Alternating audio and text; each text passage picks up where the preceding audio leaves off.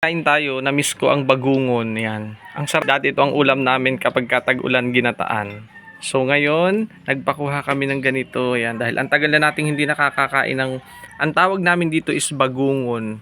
Yan. Sinisip-sip para makuha natin yung laman. So malaki ito, tinatanggalan ng puwit. Ang sarap, nakakamiss. Try nating sip-sipin.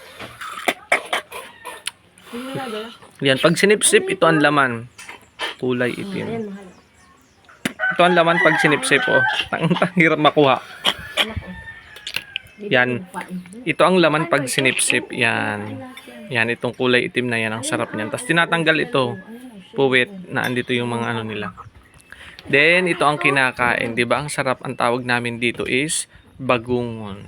Ito tapal lang. Sarap. Ngayon lang sila nakakain ito. Yan. Ngayon lang nakakain yung dalawang bata yan ng ganitong bagungon. Dahil minsan lang makapunta dito sa amin. Diba? Ganito ang buhay dito sa Linang. Madali ang ulam pag masipag maghanap.